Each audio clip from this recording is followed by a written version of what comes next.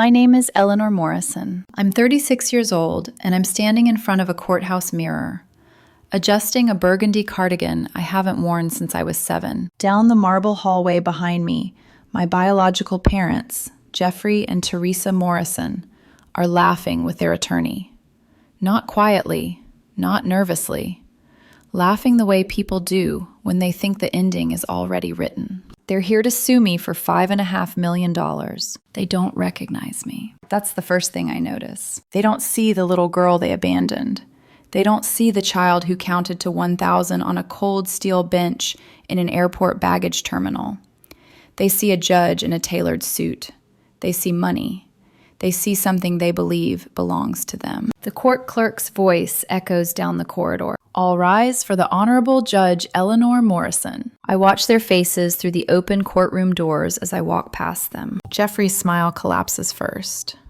Teresa's comes apart more slowly, like fabric tearing under tension. Their attorney freezes mid-gesture, his confidence draining in real time. Before I tell you what happened next, I want you to decide something. If your parents abandoned you like excess baggage so they could collect insurance money, would you forgive them when they crawled back? Or would you destroy them? Because what they did to me didn't just break my childhood.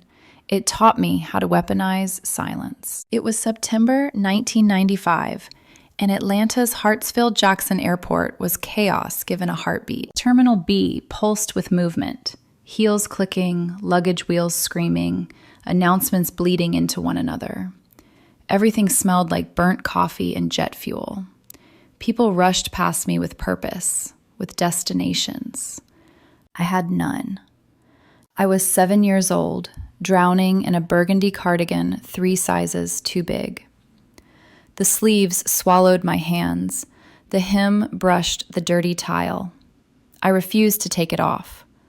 It was the only thing standing between me and the cold blast of the automatic doors that opened every few seconds like mechanical lungs. Jeffrey and Teresa walked 10 feet ahead of me. They didn't hold my hand. They didn't look back. They checked their watches in perfect synchronization, irritation sharp in their movements. They didn't look like parents about to lose a child. They looked like executives late for a meeting. Teresa glanced over her shoulder once. Her eyes weren't worried. They were relieved. They guided me past the check-in counters, past families crying and hugging and reuniting, all the way to the oversized baggage area. It was an industrial cave where golf bags and strollers clattered onto metal carousels. "Sit here," Jeffrey said, pointing at a steel bench bolted into the concrete.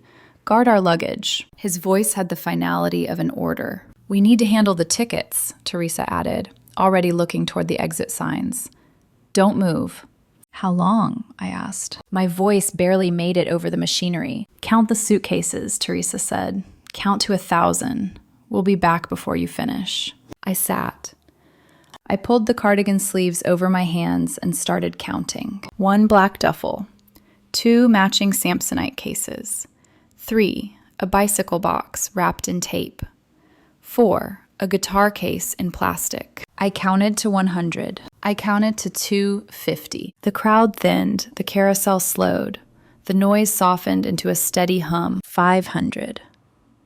750. By the time I reached 1,000, the belt had stopped. Everyone else was gone. The fluorescent lights buzzed with the hollow sound abandoned places make.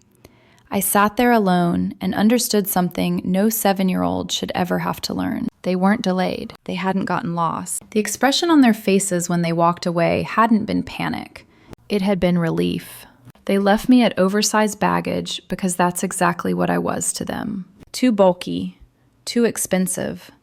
Something to be checked and never claimed. The silence that followed didn't feel peaceful. It pressed down on my chest until breathing felt optional. That silence didn't just scare me. It broke something fundamental inside me. For 3 years after that night, I barely spoke. Not because I had nothing to say, but because I learned that making noise didn't make people come back. Silence felt safer. It took me 29 years to learn that silence could be a weapon instead of a wound. I don't know how long I sat there. Eventually, a security guard on a Segway rolled past, slowed, then doubled back. But before she could reach for her radio, a man stepped out from behind a support column. He'd been watching, waiting. He was tall, wearing a charcoal suit and tortoiseshell glasses. He didn't look like a hero. He looked like someone who read footnotes for pleasure. "I've got this," he said gently to the guard. She hesitated.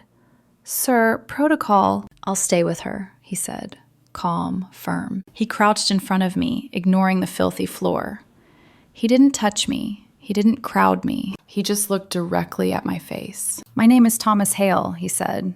"I saw them leave." He didn't lie. He didn't promise they were coming back. He told me the truth. And in doing so, he saved me from the lie I was telling myself. Thomas stayed until the police arrived.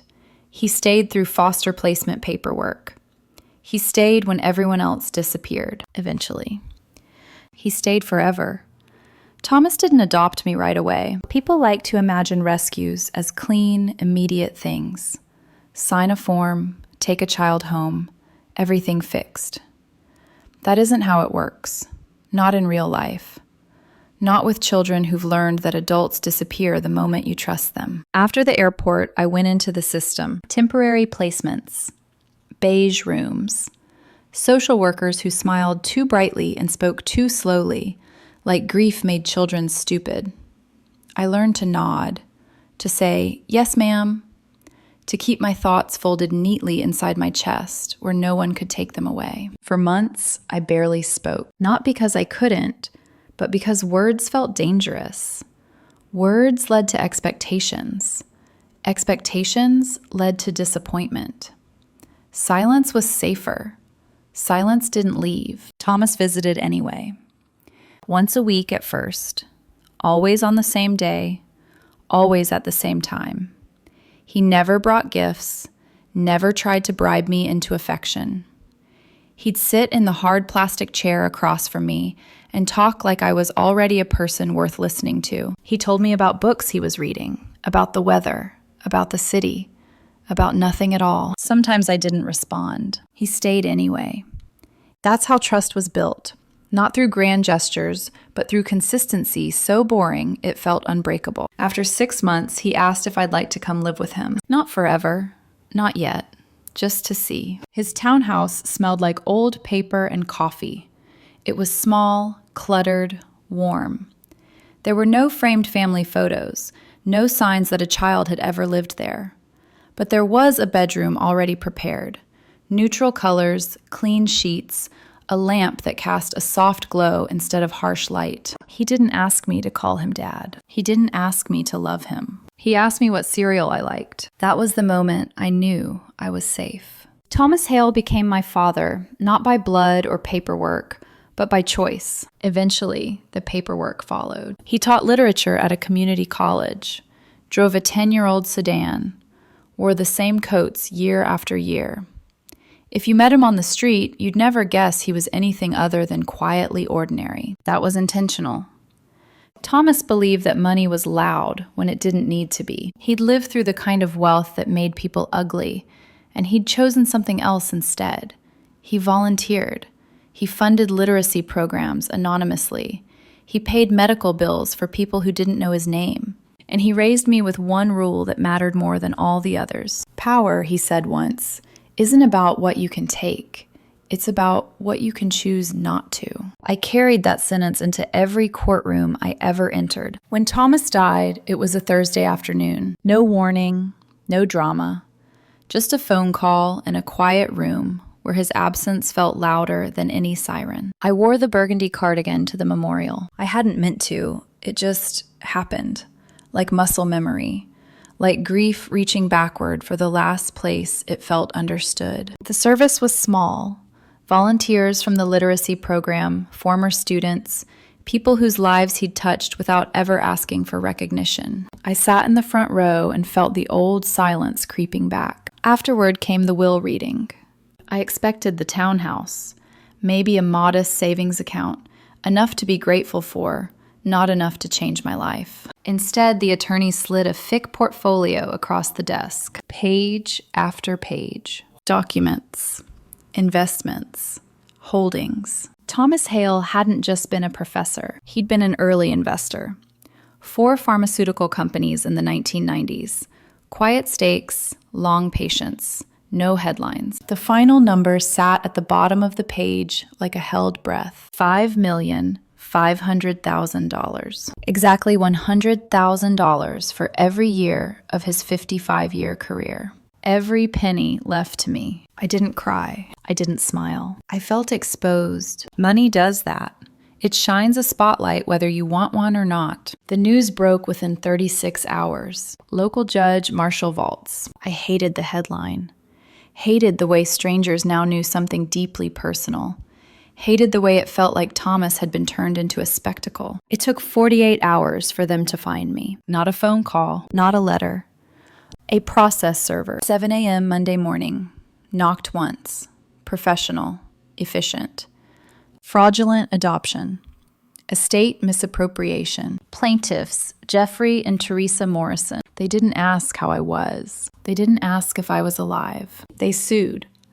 According to the complaint, Thomas had kidnapped me from the airport in 1995. According to them, they'd spent decades searching.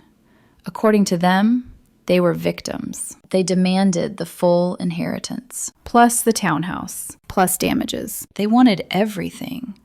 I sat on my couch reading the document like it was a stranger's story, because that's what years of discipline had given me, the ability to step outside emotion and analyze pattern. And the pattern was unmistakable. To most parents, a child is a human being.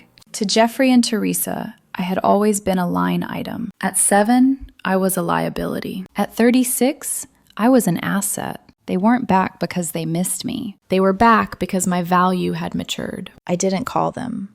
I didn't scream. That's what daughters do. I wasn't a daughter anymore. I was a judge. I examined the lawsuit like I would any other filing, searching for what was missing, and that's when I saw it. The narcissist balance sheet always leaves a trail. You don't abandon a child without trying to profit from the loss. I closed the folder and stood in front of the mirror. I saw the girl who counted to 1,000, and the woman who sentenced criminals for less. Motion denied, I whispered. Then I picked up my phone. Rebecca, I said, I need you to go back to 1995. For what?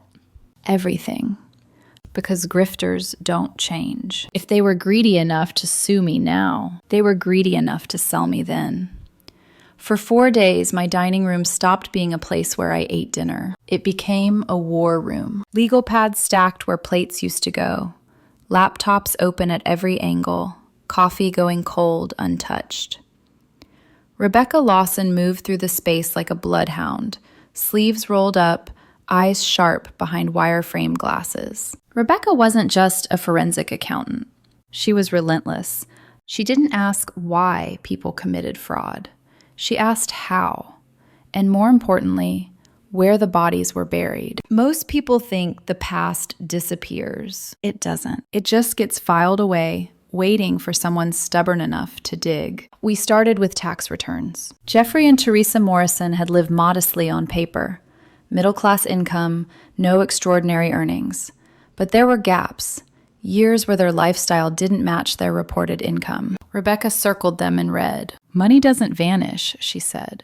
It moves. We pulled property records. No inheritance, no sudden promotions, no legitimate explanation for the house upgrade in 1997, or the second car, or the unexplained mortgage payoff. By day 2, the silence in my apartment felt familiar. Not the frightened silence of a 7-year-old waiting to be claimed. This was the silence before impact. On the 4th night, Rebecca stopped typing. Eleanor, she said quietly. That tone, the one that means the answer is worse than you expected. I walked over. On her screen was a digitized docket from Fulton County Civil Court. Jeffrey and Teresa Morrison versus Delta Airlines Incorporated. Filed 1996. My stomach dropped, not from shock, but from recognition. Of course they sued. They never left money on the table. We pulled the entire case file. The complaint was meticulous, calculated, chilling. They claimed that in September 1995, they'd entrusted their beloved daughter to a gate agent as an unaccompanied minor. I was supposedly flying to Memphis to visit a sick grandmother. According to them, Delta had been negligent. According to them, I wandered off. According to them, the system failed. It was fiction. There was no ticket, no gate agent, no grandmother. They'd walked me to oversized baggage and abandoned me like luggage they didn't want to pay for. But in 1996, before security cameras everywhere, before digital tracking, they had room to fabricate. Delta didn't want headlines about a missing child, so they settled. Out of court, quietly. The settlement amount sat on the page like a held breath, $485,000. In 1996, enough to buy a house, cars, years of comfort. Enough to fund a life built on a lie. But the money wasn't the worst part. Rebecca scrolled. There's an affidavit attached. I leaned closer. The words blurred, then sharpened. We, the undersigned parents, acknowledge that the minor child, Eleanor Morrison, is presumed deceased. I felt the air leave my lungs. We accept the settlement as full and final compensation for the wrongful death and loss of our child. They hadn't lost me. They'd buried me. On paper. They'd declared me dead. The signatures were unmistakable. Jeffrey's aggressive, sharp angles, impatient. Teresa's practiced, careful, controlled. They had signed away my existence for a check. For the first time since the lawsuit arrived, I didn't feel anger. I felt clarity. They didn't abandon me in hope I survived. They abandoned me and bet I wouldn't. I sat back in my chair as something cold and precise settled into place. They'd already been paid for my death, which meant ... They were either criminals then, or liars now. Either way, they were finished. I called my attorney. David, I said, don't settle. A pause. What did you find? Everything. I forwarded the affidavit. The line went silent. Then softly, we take this to trial. Yes, I said, and we let them testify. Because the most dangerous thing you can give a liar is a microphone. The courtroom was packed. Media, observers, curious attorneys, people who loved a spectacle wrapped in morality. Jeffrey and Teresa sat at the plaintiff's table wearing muted colors, grief costumes. Teresa clutched tissues like props. Jeffrey stared straight ahead, jaw tight, eyes practiced. They looked like parents who'd suffered. They looked convincing. Teresa took the stand first. Her voice, she spoke of loss, of sleepless nights, of a child-shaped hole that never healed. She described the agony of not knowing. I watched her performance with professional detachment. If I hadn't lived the truth, I might have believed her. Jeffrey followed. He talked about despair, about trusting the system, about how money couldn't replace a child, but justice demanded accountability. They were good. Very good. They built a monument to grief, one lie at a time. And I let them, because the higher they built it, the harder the collapse. When it was our turn, my attorney stood. The defense calls Marianne Morrison. The air changed. Jeffrey's head snapped toward the gallery. Teresa gasped. They hadn't planned for this. They'd assumed loyalty, assumed control. Marianne walked down the aisle. 30 years old, pediatric nurse, exhausted eyes. The posture of someone who'd spent her life apologizing for existing. She didn't look at them. She looked at me. We had the same nose, the same jawline, but where I'd grown hard, she'd grown hollow. She took the oath. And then she broke them. I wasn't just their daughter, Marianne said quietly. I was the replacement. Her voice shook, but she didn't stop. They told everyone my sister was their tragedy, but it wasn't grief. It was currency. She described growing up in a museum of loss, how every hardship came with a reminder of me, how churches donated, neighbors helped, sympathy paid the bills. They didn't miss her, Marianne said. They used her. Teresa stood up. Stop this. The bailiff intervened. Marianne reached into her bag and placed a shoebox on the witness stand. These are casino receipts, she said, from Biloxi, dated the week my sister disappeared. The courtroom froze. They weren't searching, Marianne whispered. They were celebrating. Her tears fell then. I used to think Eleanor was the one who was abandoned, she said. But now I know she escaped. Jeffrey sank into his chair. The silence was unbearable, and for the first time, it wasn't crushing me. The silence after Marianne's testimony wasn't empty, it was heavy. It pressed down on the courtroom the way pressure builds before a structure collapses. Quiet, unbearable, final. No one moved. No one coughed. Even the air felt like it was holding its breath. Jeffrey stared at the table in front of him as if the grain of the wood might offer an escape route. Teresa was shaking, not the delicate trembling she'd performed earlier, but something uncontrolled, something real. Her hands were clenched so tightly around a tissue that it tore, shreds of white paper falling into her lap like snow. I didn't look at them. I looked at Marianne. She sat straighter now, like the act of telling the truth had shifted something inside her spine. For 30 years, she'd carried their lie. In 10 minutes, she'd dropped it at their feet. My attorney didn't rush. He let the moment stretch. Then he walked to the bench and placed a single manila folder in front of the judge. "Your Honor," he said evenly, "the defense submits this document into evidence." The judge adjusted her glasses. The courtroom cameras leaned in. "This," my attorney continued, "is a certified copy of a settlement agreement filed in Fulton County in March of 1996. He paused. "It contains a sworn affidavit signed by the plaintiffs." Jeffrey's head lifted slowly. Teresa's eyes widened in recognition. They knew that paper. They'd signed it with confidence. The judge read silently. Her expression changed, not abruptly, but unmistakably. Professional neutrality gave way to something colder, something sharper. She looked up. "Mr. and Mrs. Morrison," she said, her voice deceptively calm.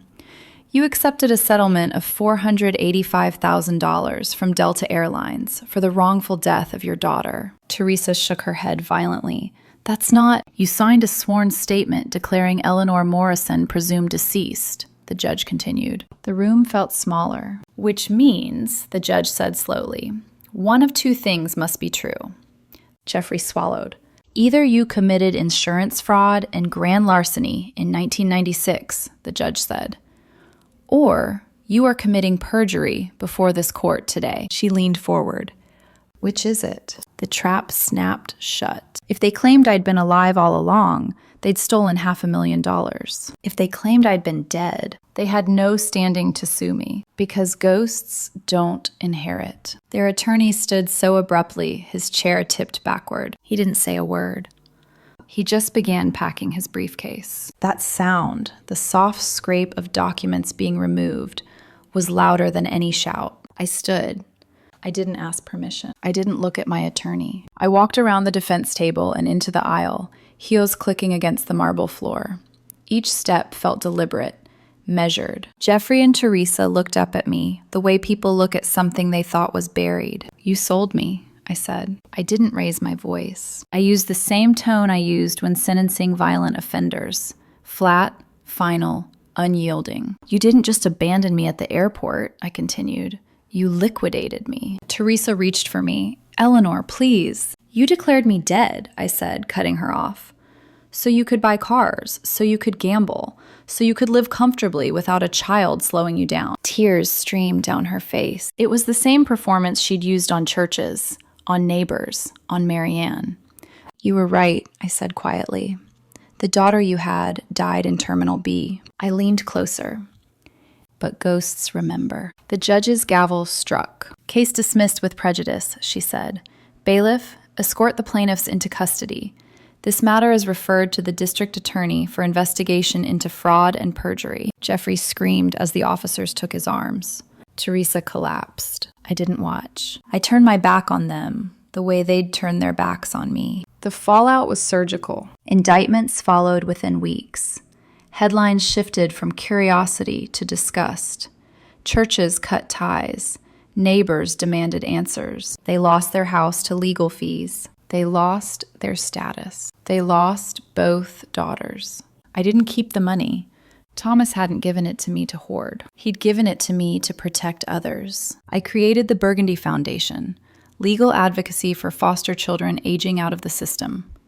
No child left alone in a terminal. No child erased for profit. 8 months later, Marianne sat across from me in a coffee shop, laughing. The weight was gone from her shoulders. We were building something new. Brick by brick, my sleeve slid up, revealing the burgundy cardigan beneath my jacket. It wasn't armor anymore. It was just a cardigan. And the silence beneath the noise of the cafe was peaceful. People think the end of a trial is the end of the story. It isn't. It's just the moment the noise stops long enough for consequences to echo. The arrest happened quietly. No dramatic takedowns, no flashing lights for the cameras. Just paperwork, sealed doors, and the slow, methodical unraveling of lives built on lies. The perjury charge was clean, immediate, impossible to explain away. Everything else followed like falling dominoes. Jeffrey tried to bargain. Teresa tried to cry. Neither strategy worked. The district attorney didn't need my cooperation. The evidence stood on its own. Signed affidavits, financial records, public testimony, a paper trail spanning 3 decades, finally illuminated. The irony wasn't lost on me. They had spent years monetizing my absence. In the end, my presence destroyed them. The media circled for weeks. They wanted statements, interviews, a soundbite that fit neatly between commercial breaks. They wanted a villain and a hero. I gave them nothing. Silence is only weakness when you don't control it. I controlled it now. The Burgundy Foundation took shape faster than I expected. Office space, staff, case intake. A legal structure designed to catch children before they fell through the cracks Thomas had warned me about years earlier. Marianne, she didn't tell me at first. Just showed up one morning with coffee and said, "I want to help." I didn't ask why. We were done explaining ourselves to anyone. She became our lead case manager, the bridge between law and humanity. Where I spoke statutes, she spoke empathy. Where I was precise, she was gentle. We balanced each other. For the first time in our lives, neither of us was performing for our parents' ghosts. One afternoon, months later, I found myself standing alone in Terminal B. No cameras, no lawyers, just the hum of machinery and the movement of strangers chasing destinations. The oversized baggage area looked smaller than I remembered. The bench was still there, steel, bolted down, unmoved by time. I didn't sit. I didn't count. I stood there long enough to acknowledge the child who had been abandoned, and long enough to tell her she was done waiting. Then I left. On my desk now sits a framed photo of Thomas. Not from a ceremony, not from an award, just a candid shot. Him squinting into sunlight, mid-laugh, holding a paper cup of bad coffee. I didn't inherit his money. I inherited his restraint. His understanding that power isn't about revenge. It's about redirection. I never forgave Jeffrey and Teresa. Forgiveness implies a relationship. They forfeited that. What I did instead was final. I closed the account. The cardigan still hangs in my closet. I wear it sometimes, not because I'm cold, not because I'm afraid, because it fits, because it reminds me that survival doesn't always look like escape. Sometimes it looks like standing exactly where you were broken and realizing nothing there can hurt you anymore. I wasn't the girl who was left behind. I was the girl who was found by the right man at the right moment. And when the past came back to collect, it learned something important. Ghosts don't inherit, but they do remember.